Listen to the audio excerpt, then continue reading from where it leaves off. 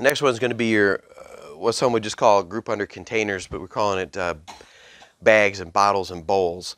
So not just because I like the alliteration, but bags, bottles, and bowls. The primary example there is just going to be your water bottle. You got to have something to carry water in. Go back to the rule of threes. Water is like that third level. After your first 3 minutes, your 3 hours, you got 3 days, you got to have water and sleep. So you got to have a bowl. It should almost 100% be stainless steel or titanium or even aluminum canteen, because you have to be able to put it in the fire to purify water.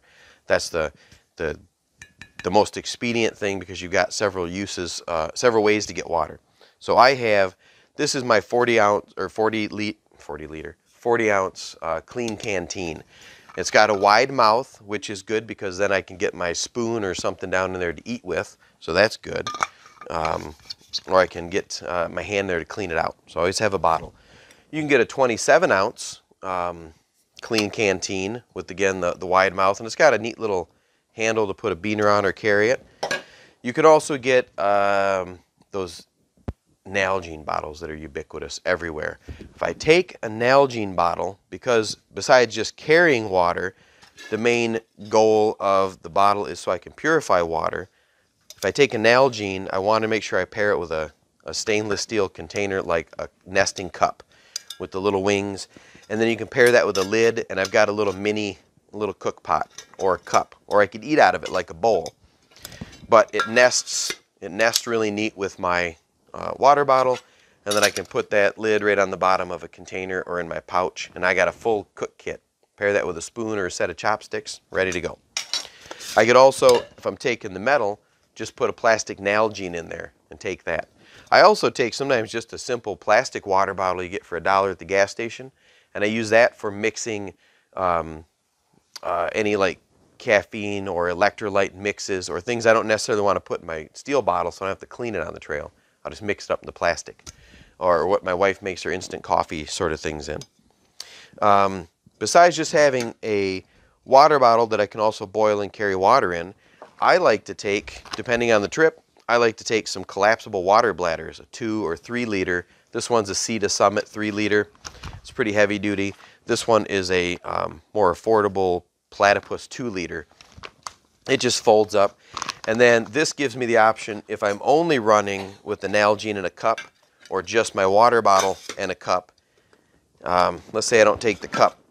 Sometimes you could just take these. As I boil and purify water and it cools down, I can store it in the Platypus. And I can do that until I've got this filled up. That's awful time consuming. It'd be better if I had the cup to boil water in and put it in the Platypus, and then store some in the jug, where I've got at least 3 layers here. As an expedient, taking a life straw with that you can drink right from the water. This is something I recommend you have in your maybe your pockets and pouch kit for water. That way, even if you don't have the water bottle, if you find a water source, you can drink right from it with the life straw. For under 20 bucks, you can't go wrong with these things. Second to that, and my third line kit, if I'm going out with a group like to Manitou, I will take or make sure that somebody in my pod, at least, every 3 people, has a water filter. This is the Katadyn Hiker Pro, and with this I can pump pure water into my Platypus and have 2 or 3 liters. I can top off my water bottle. Sometimes I drop this in there, I can just filter the water right into my mouth and have a drink. Okay? Don't necessarily need to take all of them. If we're going on a light day hike or just a second line, I might only take the water bottle, because I can always boil water if I need it. If I know that I'm going to be sourcing water purely from the environment and not starting out with 2 or 3 liters to carry like Manitou, then you want to take a water filter, or at the very least a life straw, so you have that. So besides just water, your containers are used for a lot of other things. You could, depending on the size of your group, have somebody in the pod bring a bush pot, which is just a cooking pot, or I can boil and purify or heat up lots of water all at once. Dehydrated meals, we could feed my entire pod, because each meal usually takes anywhere from 1 to 2 cups of water. I can boil 6 to 8 cups all at once, so we can all eat together if we have this, as opposed to boiling just one person's water at a time in a cup. Sometimes I have just a dedicated metal tumbler with a sippy cup, because I am not going to be cooking or boiling in this, I just want to have a reusable container that I'm not going to necessarily leach any plastics from, because stainless steel gets super hot. I also have one of these little koozies so I don't burn my delicate fingers. You can take a smaller sized bush pot. All right, so think of this, a larger bush pot for a group. This might be the size I take usually for just my wife and I, because this will boil a couple people's water. Or if I'm going by myself, sometimes I take the small bush pot just because I can boil water, cook my meals in it, eat my soup out of it, use it as a cup because it's not too big as to be comical, but still works. Usually by myself I would take this. Besides the way to purify or contain water, boil water, I like to take a bowl of some sort. I've used this little stainless steel dish. I got this from Pathfinder actually. And who was that went recently just bought a stainless steel dog bowl at the... Was it Phoenix Friends? Yeah, one of my son's friends just went and got a dog bowl at the PetSmart, like for a little Chihuahua type bowl, and that worked out great for him. You can cook in this. You could boil water if needed. This is an improvised digging tool. We made soap in it at the soap camp, a little disc of soap. So having a bowl is great. One I like to bring out, I just got this newer one, is a bowl, a skillet about that size. It sits on the bottom of my bush pot, and it can be used as a little miniature skillet if I'm going to cook, like, I don't know, 1 egg at a time or something.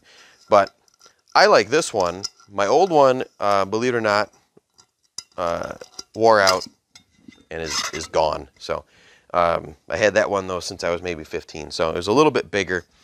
This one's good because it helps me control my portion sizes too. So the bigger the plate, the more you're going to eat. If I fill this up once and allow myself 1 bowl, then I can tell myself I had enough food. But it nests conveniently with my bush pot. If I pair that with a spoon or some chopsticks, where is my spoon? Anyway, I usually carry a long-handled spoon because it's easier than carving a spoon every time I'm up there or shoveling it in with my fingers, especially those heat-up, rehydrated meals. Disposable wooden chopsticks from the Chinese restaurant. Take a fistful of those next time. Throw them in your bag because you can just toss them in the fire when you're done eating. Or you can whittle chopsticks. But having a spoon with you is great. If I don't have a spoon, sometimes you can use I can use my trowel to eat. I've done that before. But having containers that are able to go in the fire to purify water and contain or transport water is important. You can go all the way to just the personal emergency, the personal sort of standard, or maybe some group size bush pot and water filter. Again, that's your third line depending on what the rest of your pod and squad's doing. So those are my bottles and bowls. I want to talk about bags for a minute.